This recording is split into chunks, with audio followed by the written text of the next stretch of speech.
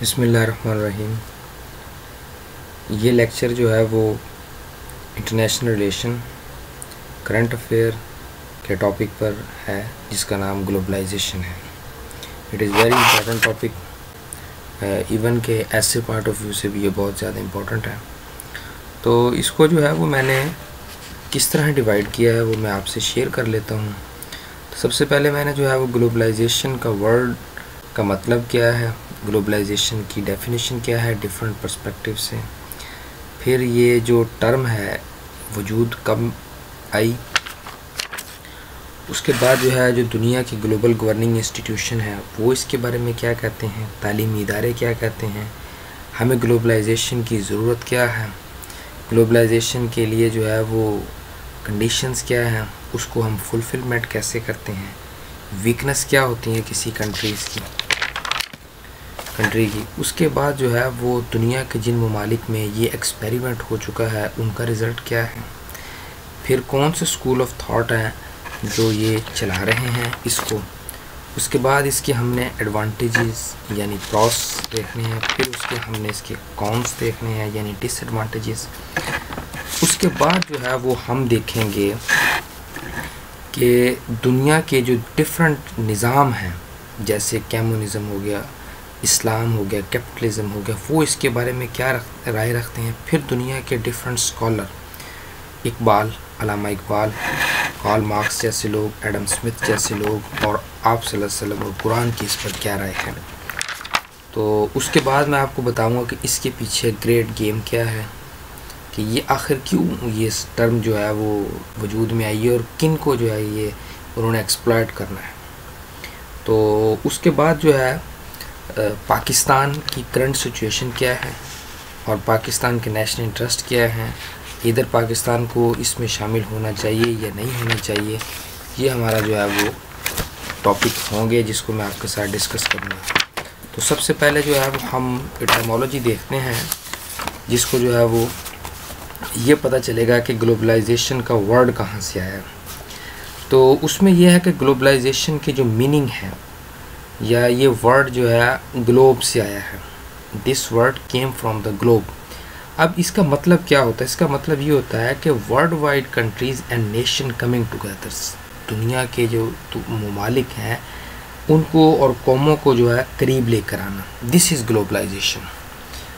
तो उसके बाद जो है वो हम डेफिनेशन देखते हैं। डेफिनेशन एक तो वो है जो कि विकिपीडिया सोर्स से ली गई है, उसमें यह है कि globalisation refers to the free movement of goods, services, people, technology and information, यानी कि बाआसानी जो है वो एक मुल्क से दूसरे मुल्क चीज़ें मुंतकिल की जा सकें, सर्विसेज मुंतकिल की जा सकें, ठीक है जी। उसके अलावा लोग आसानी से एक जगह से दूसरी जगह चले जाएं, ठीक है जी। एक मुल्क से टेक्नोलॉजी दूसरे मुल्क में चले जाए, एक मुल्क का नॉलेज दूसरे मुल्क में चले जाए, यानी शेयरिंग।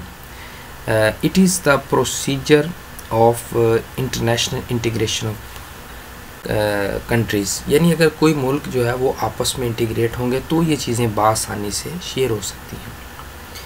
उसके बाद दूसरी डेफिनेशन है, दूसरी डेफिनेशन ये कहती है कि globalisation is the process of shifting the world we live in from a place of isolation to a place of integration, it is the product of advancement of technology. इसमें वो ये कहता है ग्लोबलाइजेशन में कि दुनिया का शिफ्ट करना, जिसमें हम रहते हैं उस वो दुनिया शिफ्ट हो रही है प्लेस ऑफ आइसोलेशन से प्लेस ऑफ इंटीग्रेशन में, और ये किसका नतीजा है, एडवांसमेंट ऑफ टेक्नोलॉजी का। इस टर्म का ओरिजिन क्या है, कुछ जो है लोग या स्कॉलर इसके बारे में ये राय रखते हैं कि ये यूरोपियन एज ऑफ डिस्कवरी से आई है, या जिस वक्त यूरोप जो है वो दुनिया में तरक्की कर रहा था 16वीं सदी के करीब। कुछ लोग कहते हैं ये 3rd BC में आई है, मिलेनियम 3rd BC। मिलेनियम कहते हैं कि जब 1000 साल गुजर जाए, जब नया 1000 साल शुरू होता है वो उसको कहते हैं। उसके बाद जो है कुछ लोग कहते हैं कि ये प्रॉपरली टर्म जो है 1970 में वजूद में आई, जिस वक्त दुनिया में इंडस्ट्रियल रेवोल्यूशन आ रहा था, स्पेशली इन USA। अब हमने देखना है कि दुनिया के ग्लोबल गवर्निंग इंस्टीट्यूशन कौन से हैं। दुनिया के ग्लोबल गवर्निंग इंस्टीट्यूशन जो है वो 4 हैं। 1939 में एक एग्रीमेंट हुआ था जिसको ब्रेटन वुड एग्रीमेंट कहते हैं। ब्रेटन वुड अमेरिका के अंदर एक छोटा सा शहर है। तो वहाँ पर जो है वो एक एग्रीमेंट हुआ था, जिसके नतीजे में जो है वो तीन इदारे बड़े सामने आए, जिसको IMF, international monetary fund, world bank and GATT, general agreement of trade and tariff, जो कि बाद में जो है WTO के नाम से जाना जाता है। फिर 1945 में यूनाइटेड नेशन ऑर्गेनाइजेशन का क़याम हुआ सेकेंड वर्ल्ड वार के बाद। तो ये 4 इदारे हैं जो कि दुनिया के ग्लोबल सिस्टम या ग्लोबल गवर्निंग करते हैं। इन्हीं के जो है वो अंडर दुनिया रूल करती है, ये दुनिया जो है वो अपने निज़ाम को चलाती है। ये जो है वो हमारे गाइडिंग प्रिंसिपल्स हमें प्रोवाइड करते हैं। IMF ने सन 2000 में क्या कहा ग्लोबलाइजेशन के बारे में? IMF कहती है कि ग्लोबलाइजेशन को हमने 4 एस्पेक्ट से डिवाइड किया।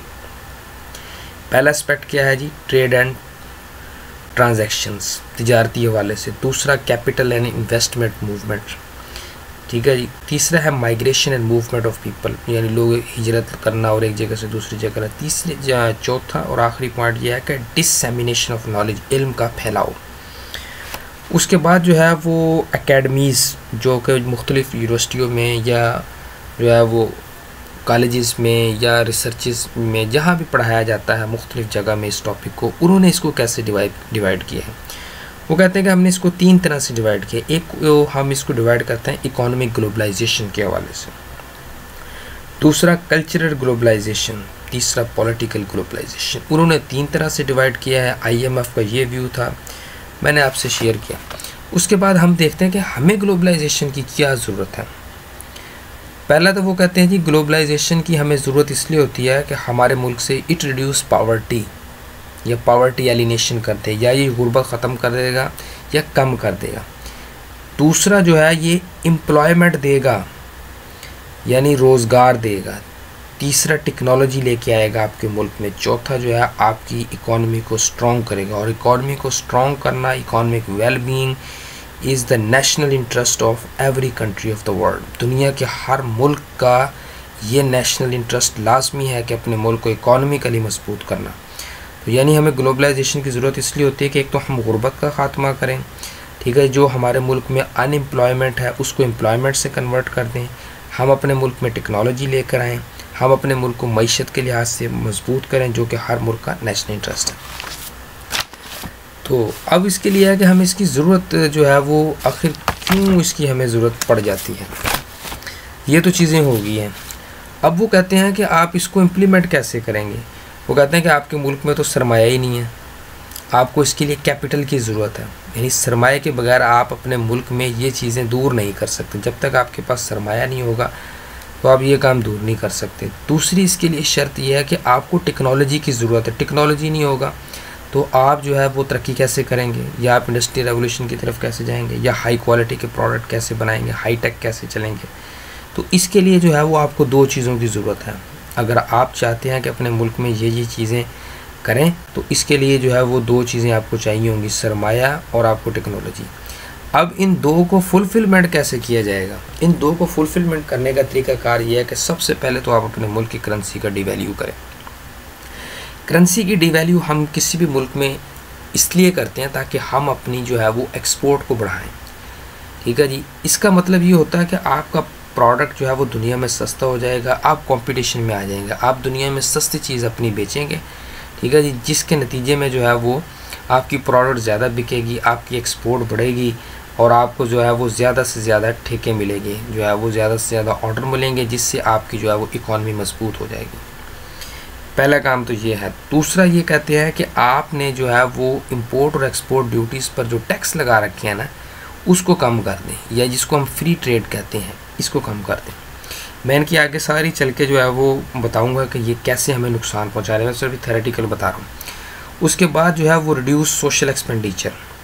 आप तरक्की करना चाहते हैं अपने मुल्क में तो आप सोशल एक्सपेंडिचर जो है वो कम कर दें, जैसे सैनिटेशन, हेल्थ, एजुकेशन, इधर पैसा ना खर्चें आप।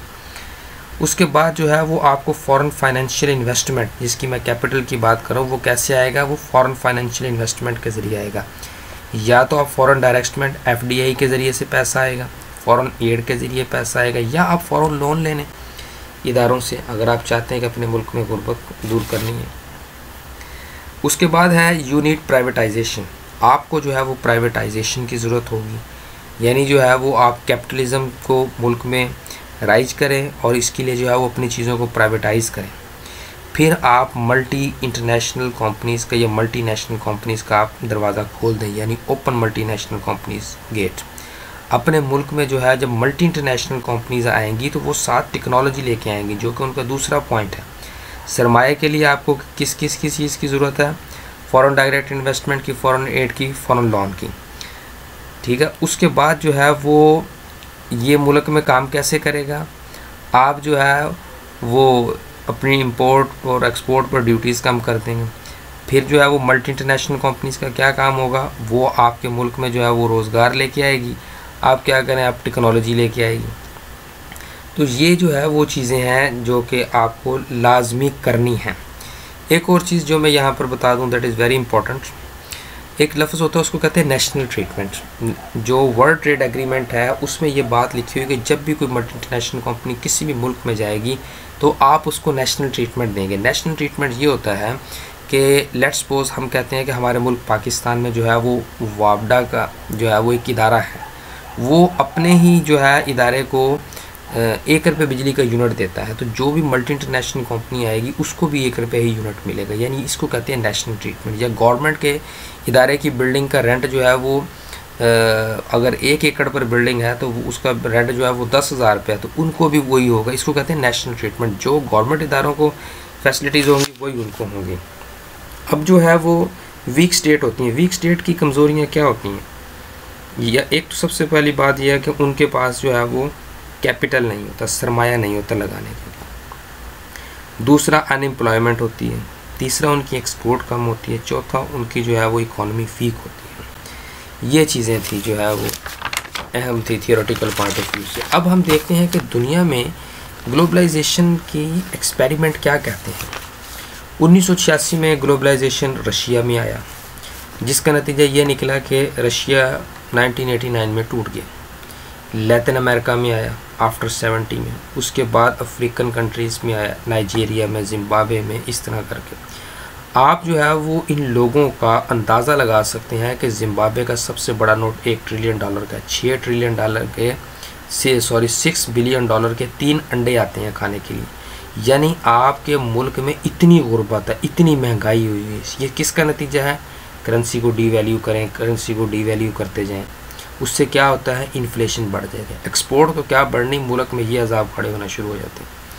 उसके बाद यूएसए को हम देखते हैं। 1950 से लेकर अब तक यूएसए का जीडीपी जो है वो 29% से 11% आ गया दुनिया के रोल में।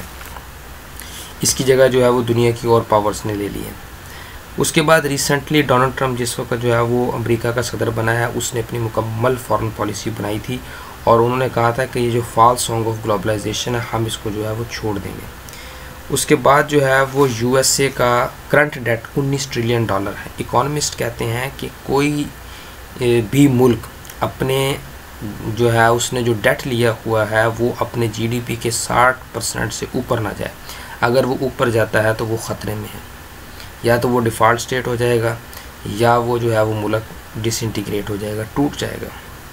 अब चाइना जो है वो दुनिया में बड़ी तेज़ी से तरक्की कर रहा है, वो भी ग्लोबलाइजेशन के ज़रिए तरक्की कर रहा है। लोग सोचते होंगे कि ये क्यों नहीं टूट रहा है, ये भी टूट जाएगा बहुत जल्दी। उसकी वजह ये है चाइना की एक पॉलिसी जो कि इस वक्त उसको बचाए हुए है। चाइना में ये रूल है कि कोई भी शख्स जब जाके चाइना में इन्वेस्टमेंट करता है और जिस वक्त वो मुनाफा या वहाँ से लेके जाने लगता है, तो चाइना का रूल ये है, चाइना कहता है कि अगर आपने हमारे मुल्क से जो है वो एक लाख रुपए का जब तक जो है वो या $1 लाख का जब तक हम जो है वो सरमाया आपके मुल्क से नहीं कमा लेते, तब तक जो है वो आप यहाँ से आपको $1 लाख या $1 लाख लेके जाने की इजाज़त नहीं है। यानी कहने का मतलब ये है कि कोई भी मुल्क जिस वक्त चाइना में कम आती है, इन्वेस्टमेंट करती है, जो वो जितना वो मुनाफा लेके जाने लगती है, चाइना कहते हैं कि उतना माल हम आपके मुल्क में बेचेंगे, ठीक है। उससे जो मुनाफा होगा वो हम अपने मुल्क में लेके आएंगे, फिर आप यहाँ से लेके जा सकते हो ताकि पैसा जो है वो बैलेंस रहे, ठीक है जी। और उसके अलावा जो है दूसरी बड़ी बात, चाइना जो क्या करने जा रहा है, चाइना ये कर रहा है कि हमारी दुनिया जो है वो फाइनाइट है, उसके रिसोर्सेज भी फाइनाइट है। चाइना जो है वो रैपिडली दुनिया के रिसोर्सेज को यूज़ कर रहा है, वो कोयले को, ऑयल को, दुनिया की सारी चीज़ों को यूज़ कर रहा है और विद इन ईयर्स ये ख़त्म हो जाएंगे। ये जो है वो, उसके अलावा जो है वो अब इंडिया है। इंडिया भी ग्लोबलाइजेशन का इस्तेमाल कर रहा है, लेकिन इंडिया में कोई गुर्बत की कमी नहीं हुई। इंडिया पर जो है वो डेट बढ़ा है, ठीक है जी। और उसके बाद इंडिया में अनएम्प्लॉयमेंट है, इसमें जो है वो कोई फ़र्क इंडिया पर नहीं पड़ा। दुनिया के जितने भी ममालिक इसमें आए हुए हैं उसमें कोई भी कामयाब नहीं हो रहा। उसके अलावा पाकिस्तान का देख लेते हैं कि पाकिस्तान भी ग्लोबलाइजेशन में है। तो पाकिस्तान का डेट टू जीडीपी रेशियो जो है वो $70 बिलियन पर पहुंच गया। इसमें क्या हो रहा है, पाकिस्तान जो है वो एक पाकिस्तान दूसरी कंट्री पर डिपेंड हो रहा है, ठीक है जी। ना ही हमारी गुर्बत में कमी हुई है, क्योंकि जैसे जैसे हम करेंसी की डिवैल्यू करते जाएंगे मुल्क में महंगाई बढ़ती जाएगी। कैसे इसको कम करेंगे? उसके बाद जो है ना हमारी हेल्थ बेहतर हुई है, ना हमारी एजुकेशन बेहतर हुई है। उसके अलावा जो है वो हम टेररिज्म में इन्वॉल्व हो गए हैं। एक और बात यूएसए के बारे में, रिसेंटली यूएसए ने $400 बिलियन का जो वो प्रोडक्ट जो है वो चाइना से बनवाया। उसका नतीजा क्या निकला, यूएसए में 500,000 जॉब जो है वो चली गई, क्योंकि वो सारी जॉब उस पैसे से $400 बिलियन से जो जॉब क्रिएट होनी थी वो चाइना में क्रिएट हुई, जिसका जो मुनाफा मिलना था वो चाइना ने कमाया। मैं एक छोटी सी मिसाल देता हूँ यहाँ पर, ये ग्लोबलाइजेशन की पाकिस्तान के हवाले से। पाकिस्तान एक एग्रीकल्चर कंट्री है। पाकिस्तान ने जो है वो फ़ॉरेन लोन लिया हुआ है, फ़ॉरेन डायरेक्ट इन्वेस्टमेंट आई हुई है, एमएनसी कंपनीज आई हुई हैं। वो जो है पाकिस्तान से जो है वो गंदम ख़रीदती हैं, लेकिन अनफॉर्चुनेटली जो है वो हमने सब्सिडीज़ बंद की हुई हैं। जैसे कि पहले मैंने आपको बताया, वो कहते हैं कि जनाब सोशल एक्सपेंडिचर कम कर दो, जिससे ये होता है कि हमारे मुल्क की जो है वो प्रोडक्ट महंगी तैयार होती है। तो महंगी तैयार होती है, लेकिन इन कंपनीज़ ने तो वो चीज़ लेनी है जो चीप हो, लेबर भी चीप हो और जो है वो कंपनीज़ भी प्रोडक्ट भी चीप हो। तो वो ये क्या करते हैं, हमारे मुल्क की फिर ये गंदम नहीं ख़रीदते, फिर ये दूसरे मुल्कों से इंपोर्ट करते हैं, जिससे जो है वो हमारे मुल्क को नुकसान होता है। हमारा जो छोटे लेवल का बिजनेसमैन है वो इसमें पिस जाता है। अब स्कूल ऑफ थॉट, पहली तो बात यह है कि ये किसी मुल्क का बनाया हुआ निज़ाम नहीं है। अगर किसी मुल्क का बनाया होता तो शायद बेहतर होता। ये वर्ल्ड बैंक, IMF और WTO को जो लोग चला रहे हैं, वहाँ पर बैठे हुए लोग ये पॉलिसी बनाते हैं, ठीक है जी। और उनको ज़्यादातर प्राइवेट लोग चला रहे हैं, ठीक है जी। और ये कब चाहेंगे कि जो है वो इनका रोज़गार बंद हो, जो यहाँ से ये जो रिबा सिस्टम सूद वगैरह खाते हैं, ये तो चाहेंगे नहीं कि अगर दुनिया में तरक्की आ गई और लोगों ने हमारे से लोन लेना छोड़ दिया तो जो है वो हमारे इदारे कैसे चलेंगे। अब इसके एडवांटेजेस की तरफ देखते हैं। सबसे पहला एडवांटेजेस तो कहते हैं कि आप एक मुल्क से बआसानी दूसरे मुल्क में जा सकते हो विद इन आवर्स। पहले ये होता था कि एक मुल्क से दूसरे मुल्क जाने के लिए समुद्री सफ़र इख्तियार करना पड़ता था, 5-5 वीक 10-10 वीक भी लग जाते थे। लेकिन अब जो है वो न्यू टेक्नोलॉजी की वजह से आप एक जगह से दूसरी जगह बआसानी जा सकते हैं। Reality is beneficial. दूसरा यह है कि टूरिज़्म, इससे भी हम अर्निंग कर सकते हैं। इस टेक्नोलॉजी की बदौलत जो है वो आप एक मुल्क से दूसरे मुल्क में जाते हैं, वहाँ जाके पैसे खर्च करते हैं, उस मुल्क का रेवेन्यू जनरेट होता है। फिर इमिग्रेशन में ये होता है कि लोग एक जगह से दूसरे जगह जाते हैं, वहाँ की सिटीज़नशिप लेते हैं, अप्लाई करते हैं तो पैसे देते हैं, वहाँ पर रहते हैं और कंट्री को सर्व करते हैं। फिर फ्री मूवमेंट ऑफ वर्कर्स, मज़दूर एक जगह से दूसरी जगह जा सकता है, अगर उसके पास अच्छी सलाहियतें हैं वो वहाँ जाकर सर्व कर सकता है। उसके बाद जो है वो ट्रांसनेशनल मैरिजेस, आप एक मुल्क से दूसरे मुल्क जाते हो, वहाँ जाकर आप शादियाँ कर सकते हो। फिर मूवमेंट ऑफ गुड्स, आप अशिया जो है वो इधर से उधर भेज सकते हो। सर्विसेज है, जैसे सर्विसेज में ये चीज़ें आ जाती हैं, मैकडोनल्ड है, इस तरह की चीज़ें। फिर टेक्नोलॉजी है, कैपिटल है, ये चीज़ें।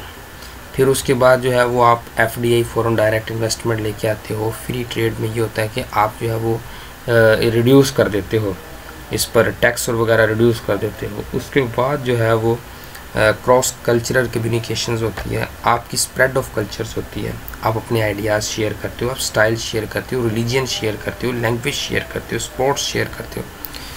तो उसके बाद जो है वो it reduce the importance of nationalism. Nationalism ये होता है, मैं आपको इसकी सिंपल डेफिनेशन बता देता हूँ। 2 लफ्ज़ होते हैं, एक होता है नेशनलिज्म, एक होता है पैट्रियोटिज़म्स।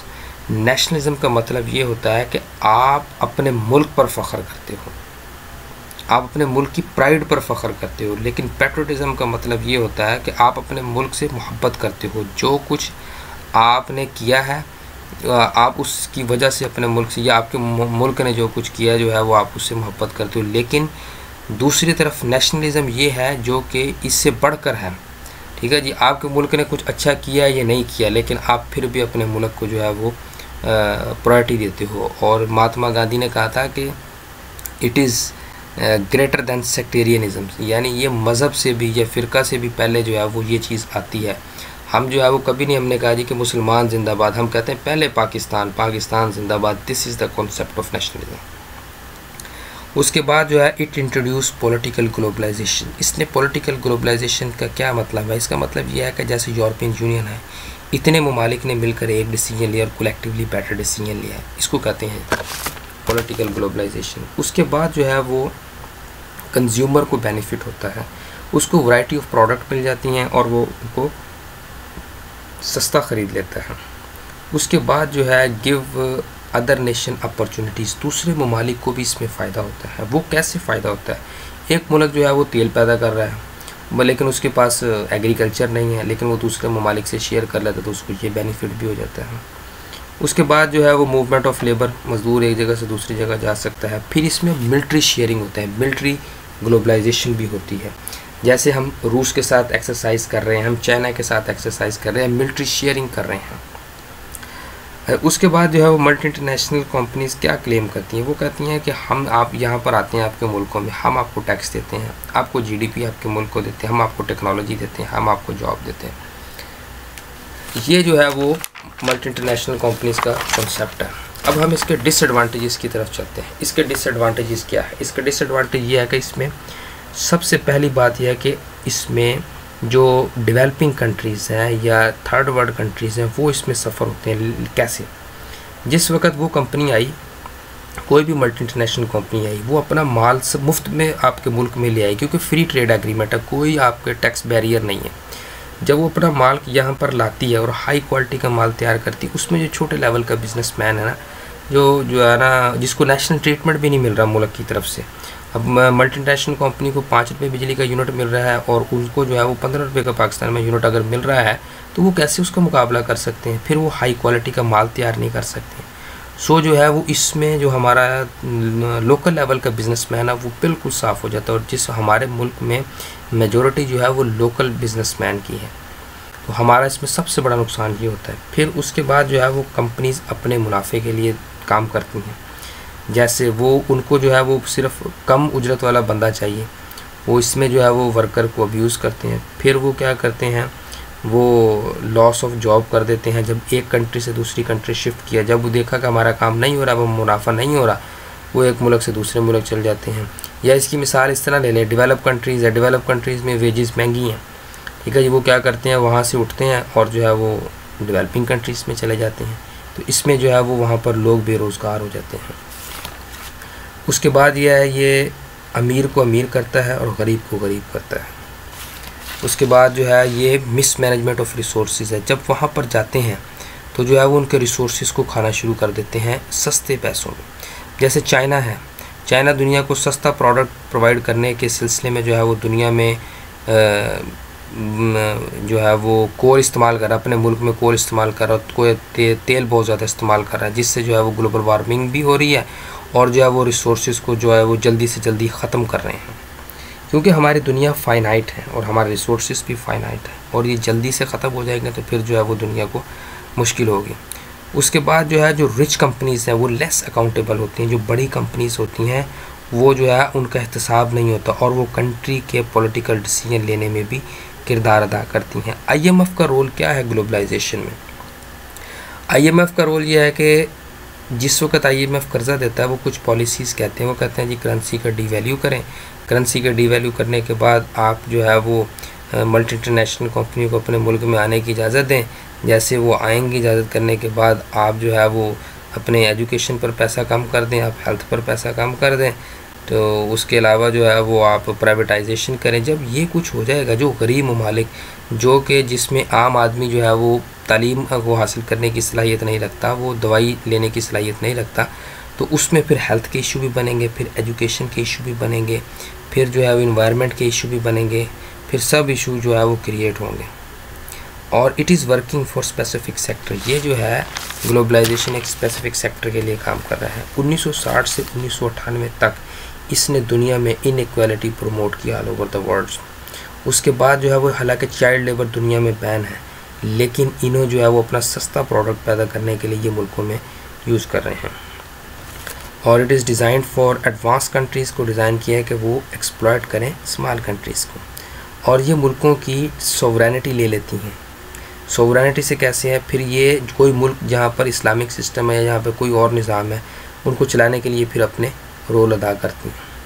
इसमें जो है वो फिर लूजिंग बॉर्डर्स, हम जब कहते हैं कि जो हम दूसरे ममालिक से शेयर कर रहे हैं, तो हम कल्चर शेयर कर रहे हैं वगैरह, हमारा बॉर्डर डिस्टेंस ख़त्म हो जाता है। उससे क्या होता है कि हमारी आइडेंटिटी चले जाती है। अब हम इंडिया के साथ शेयरिंग करते हैं, हम जो कोई कहते हैं, हम कहते हैं जी बॉर्डर शेयरिंग कर लें, बॉर्डर को लूज़ कर दें, बिल्कुल आना जाना। क्या हम ये गवारा कर सकते हैं कि हमारी एक आइडेंटिटी हो जाए? तो ये ऐसा नहीं हम कर सकते। फिर उसके बाद जब है डिज़ीज़ ट्रांसफ़र कैसी होती है। डिज़ीज़ ट्रांसफ़र की एक बड़ी मिसाल ये है कि जैसे पाकिस्तान में रिसेंटली जो है वो डेंगू आया। कुछ लोग कहते हैं कि जापान से हमने जो है वो टायर इंपोर्ट किए थे जिसकी वजह से आया। तो इस तरह जो है वो बीमारियां आती हैं, HIV भी आती है, एड्स भी इसी तरह ही आती हैं। या वहाँ से मज़दूर कोई काम करने आया गरीब मुल्कों से, ठीक है जी, उसको कोई बीमारी है, वो यहाँ आकर फैलेगी, ये भी एक इशू है। फिर उसके बाद केमिकल ट्रांसफ़र कैसे होते हैं। अब ये हाई टेक्नोलॉजी का जो माल तैयार होता है, तो उसको जो है वो आखिर केमिकल है, जैसे फैसलाबाद में कोई इंडस्ट्री लगी हुई है, तो इसका जो वाटर वेस्टेज होता है, आखिर इसको भी किसी ठिकाने पर लगाना, तो वो जिस वक्त इसको ज़मीन में डंप करते हैं तो ज़मीन ख़राब होती है। तो हमारे मुल्क में जो है वो एग्रीकल्चर लैंड है, तो ये सारी वेस्टेज में जा रही है, जिसको थोर और सेम ज़्यादा ज़मीन कहा जाता है।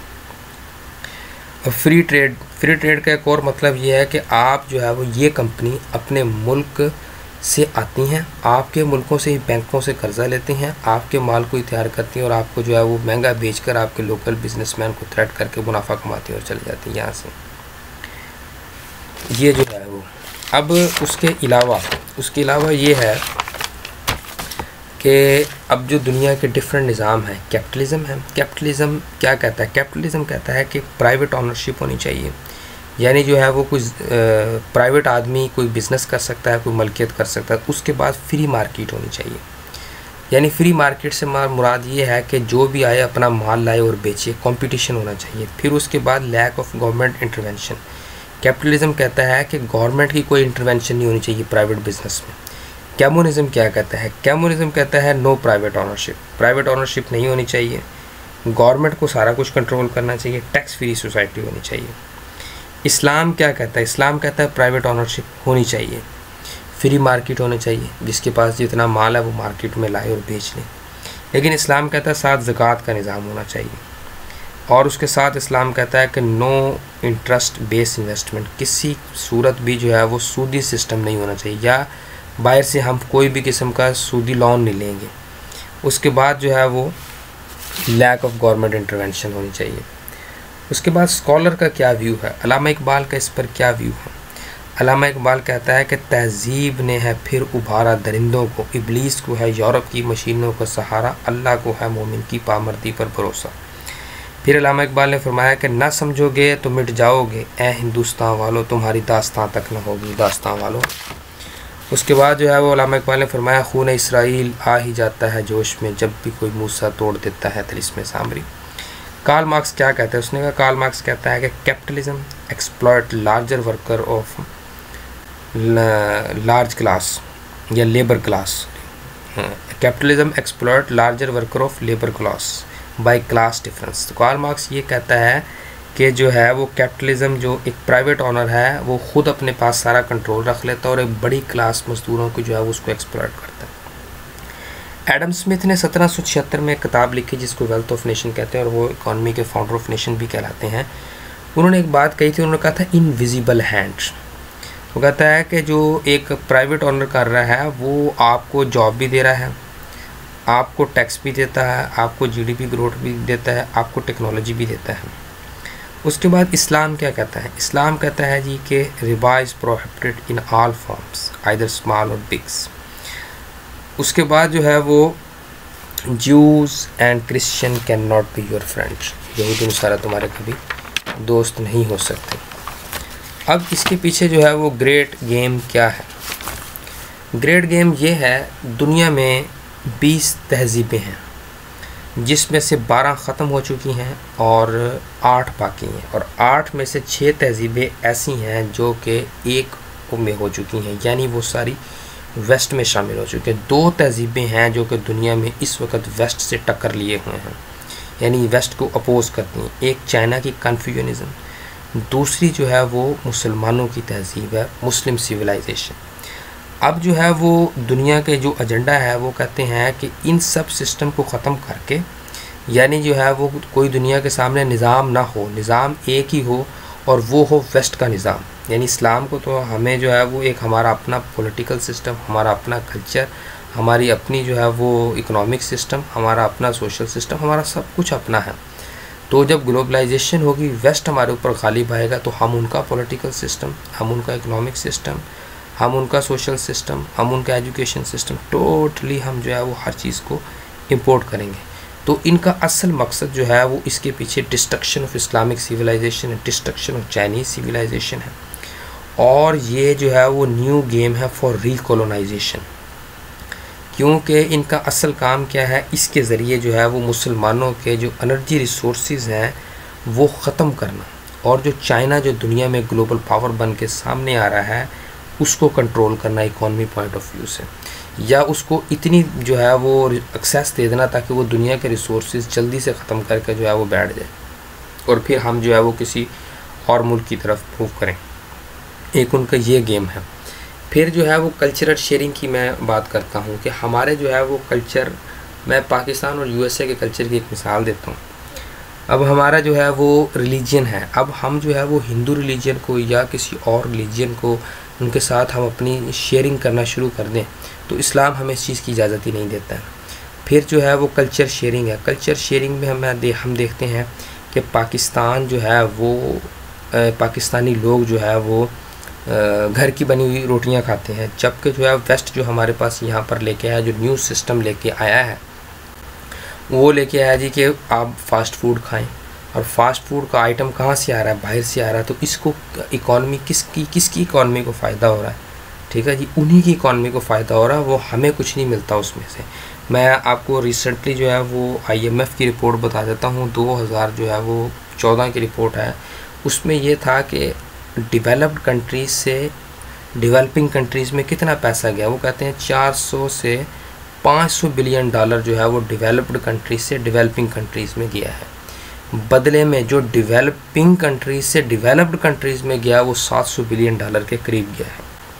तो इसमें जो है वो फ़ायदा उन्हीं को हुआ है, हमें नहीं हुआ है, ठीक है जी। Cultural sharing. उसके बाद इकोनॉमिक सिस्टम, हमारा इकोनॉमिक सिस्टम और है, इस्लाम का इकोनॉमिक सिस्टम और है, हम उनके साथ कैसे शेयर कर सकते हैं। ये basically recolonisation, destruction of Islamic civilisation and control on energy resources of Muslims, ये इनकी असल गेम है। अब हम देखते हैं कि पाकिस्तान जो मुल्क है उसकी करंट सिचुएशन क्या है। हमारी करंट सिचुएशन ये है कि हमारा GDP जो है वो 70% पे पहुंच गया, हमारे डेट का GDP जो है वो, और ये हमारे कॉन्स्टिट्यूशन में लिखा है कि आप 60% से ज़्यादा जो अपने GDP का आप डेट नहीं ले सकते, लेकिन हम जो है वो 70 पर पहुँच गए हैं। नो रिडक्शन इन पॉवर्टी, हमारे गुर्बत की जो है वो कोई कमी नहीं हुई है, उल्टा जो है वो हमारा रुपया जो डॉलर के मुकाबले में वो कम हो गया, वो 106 से 108 पे चला गया। उसके अलावा जो है एजुकेशन पे जो है वो हम अपने GDP का 2 पॉइंट जो है वो 5 खर्च किया है हमने 2017 और 18 के बजट में। तो जो है वो इसमें जो है वो कोई जो है वो इंक्रीमेंट नहीं हुआ, हेल्थ में कोई इंक्रीमेंट नहीं हुआ, क्योंकि इन्होंने तो कहा हुआ, इनका एजेंडा है कि आप जो है वो सोशल एक्सपेंडिचर नहीं करेंगे, आप सब्सिडाइज़ नहीं देंगे चीज़ों के ऊपर। सोशल एक्सपेंडिचर यही है, आप प्राइवेटाइज़ करेंगे। जिस वक्त चीज़ें प्राइवेटाइज होती हैं तो स्टेट जो है वो, या स्टेट का जो एक अपने वर्कर के साथ जो रिलेशन होता है, सोशल रिलेशन होता है, या कोई रिलीफ देने का होता है, वो पड़ जाता है। अब हमारा ट्रेड डेफिसिट देखते हैं। ट्रेड डेफिसिट क्या है? ट्रेड डेफिसिट का मतलब ये होता है कि आपकी इंपोर्ट बढ़ गई है, आप बाहर से जो है वो चीज़ें इंपोर्ट ज़्यादा कर रहे हैं, एक्सपोर्ट कुछ नहीं कर रहे हैं। तो ये हमारा ट्रेड डेफिसिट जो है वो 2017 में आया है। बैलेंस ऑफ पेमेंट क्या है? बैलेंस ऑफ पेमेंट का ये होता है कि आपकी आमदन जो है वो कम है और अखराजात ज़्यादा हैं, इसको बैलेंस ऑफ पेमेंट कहते हैं। और उसको जो है वो पूरा करने के लिए बार बार टैक्स लगाते हैं। अब ये it is threat to our sovereignty, no जो है वो सोवरेनिटी हमारी जो है वो उसको ख़तरा है। एक और बात मैं टेक्नोलॉजी के हवाले से बात करता हूँ। टेक्नोलॉजी की बात ये है कि टेक्नोलॉजी का मतलब ये नहीं होता कि आप जो है वो हाई क्वालिटी की जो टोमेटो केचप बना रहे हो, आप हाई क्वालिटी की रोटियाँ बना रहे हो। टेक्नोलॉजी का मतलब ये होता है कि आप कोई सेटेलाइट निज़ाम हमारे मुल्क में लेके आए हैं। जब का 70 ईयर्स हो गए हमारे मुल्क को बने हुए, हमारे मुल्क में किसी ने सेटेलाइट निज़ाम लाया नहीं, लेके आया। किसी ने मिसाइल सिस्टम हमारे मुल्क में लगाया नहीं लगाया। ये टेक्नोलॉजी होता है, ये चीज़ें नहीं हमें ये देते, ठीक है जी। ये सिर्फ़ और सिर्फ वो चीज़ें देते हैं जिसकी हमें ज़रूरत नहीं है, जो उनके मुल्कों में जो फजूल चीज़ें होती हैं। अब पाकिस्तान के नेशनल इंटरेस्ट क्या है? पाकिस्तान के नेशनल इंटरेस्ट ये है कि security of the country, economic wellbeing, protection of ideology. अब इकोनॉमिक वेलबींग हम कहते हैं कि हमारे मुल्क में खुशहाली हो, उसके लिए जो है वो हम ट्रेड करते हैं लोगों से। हमारा मुल्क जो है वो दूसरे मुल्क पर डिपेंडेंट होता जा रहा है। और जो है जिस वक्त हम कोई चीज़ अपने मुल्क में उगाते हैं, सब्सिडी उस पर नहीं देते हैं, वो महंगी तैयार होती है और बाहर से लाते हैं वो सस्ती होती है, जिसकी वजह से जो है वो हमारा किसान या फार्मर को जो है वो इशू होता है। अब प्रोटेक्शन ऑफ आइडियालॉजी, आइडियालॉजी हमारी इस्लाम है। इस्लाम तो कहता है कि अपना इकोनॉमिक सिस्टम हो, अपना पॉलिटिकल सिस्टम हो, हम अपना कल्चर हो, हम आहिस्ता आहिस्ता आहिस्ता उनको जो है वो एक्सेप्ट कर रहे हैं, which is against our national interest. हमने अपने नेशनल इंटरेस्ट के ख़िलाफ़ कोई काम नहीं करना। तो कैपिटलिज़म जो है वो हमारा एक और बात जो है वो, हमें पैसे की ज़रूरत ही नहीं है उनसे। क्यों? जो कि पाकिस्तान है, इंडिया है और चाइना है, ये 3 ऐसे मुल्क हैं जिनका जीडीपी का 20 से 40% जो है वो बचत होता है। लोग जो है वो अपने मुल्कों में बचतें करते हैं इन ममालिक में, बाहर के मुल्कों में वीकेंड पे लोग पैसा खर्चते हैं। तो अगर हमारे मुल्क में 40% तक बचत है, फिर हमें क्या ज़रूरत है बाहर से पैसे इंपोर्ट करने के लिए? तो कुछ ऐसे एलिमेंट हैं जो कि इस कल्चर को प्रमोट कर रहे हैं, which is against totally for Pakistan. तो मैं तो इसके जो है वो कहूँगा कि पाकिस्तान को ग्लोबलाइजेशन में नहीं टेक पार्ट करना चाहिए, जो कि पाकिस्तान के हाईली ख़िलाफ़ है और दुनिया के दूसरे ममालिक के भी ख़िलाफ़। और मैंने आपको बताया कि दुनिया के किसी ममालिक ने इससे फ़ायदा नहीं उठाया। तो इसकी एक और वजह भी है, करप्शन भी होता है, डेट भी होता है, जो कि हमें थ्रेट करता है। तो ये वीडियो थी जो कि मेरी ग्लोबलाइजेशन के ऊपर थी। वीडियो देखने का शुक्रिया। अल्लाह हाफिज़। काइंडली इसको लाइक कीजिए and share for other persons.